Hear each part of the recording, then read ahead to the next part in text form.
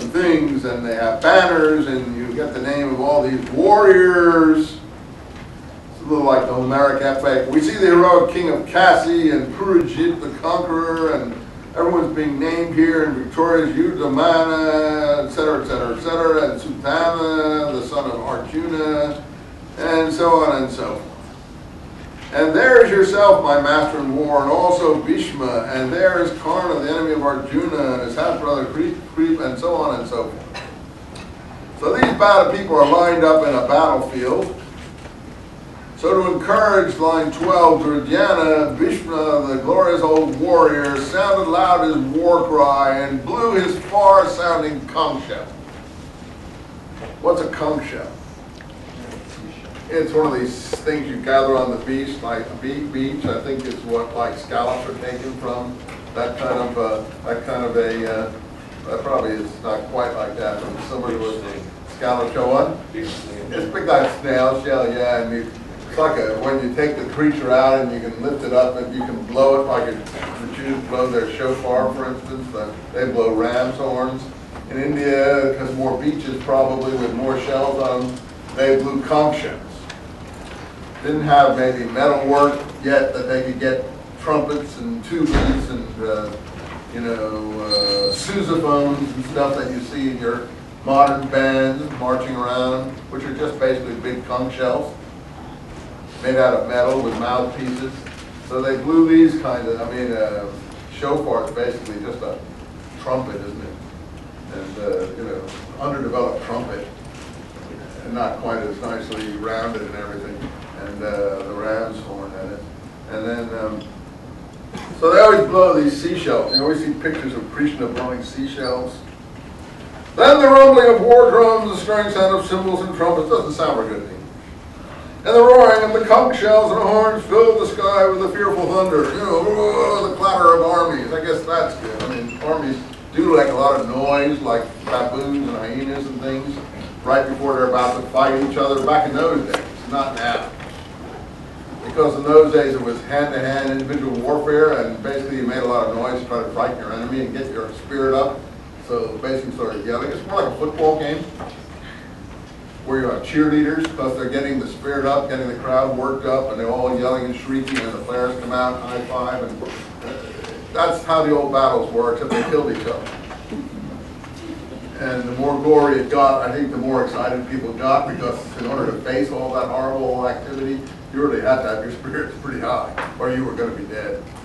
I mean, you couldn't go in being depressed because some other guy is like out of his mind, and he's going to just slaughter you lickety-split.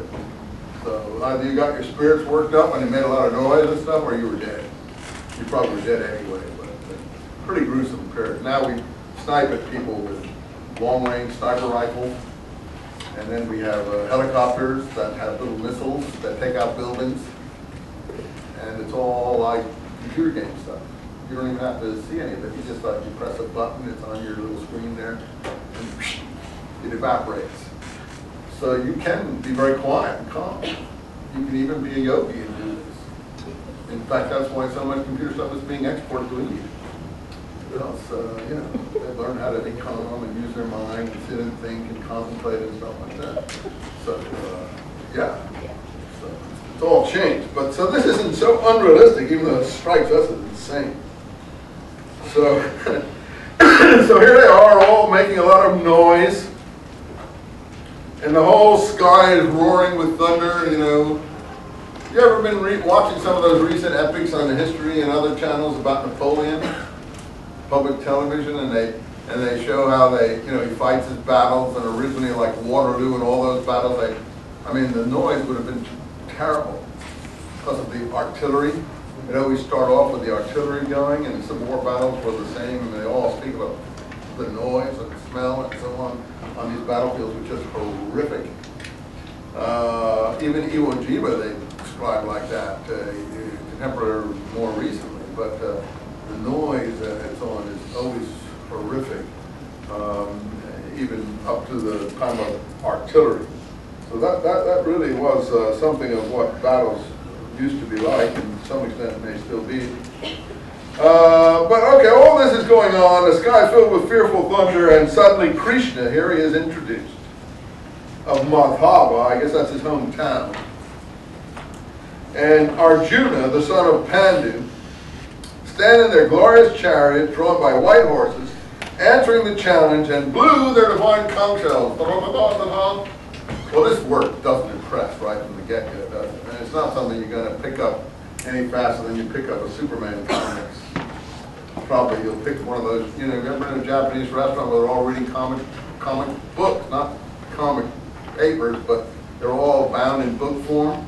And everyone's reading everything in the form of a comic book.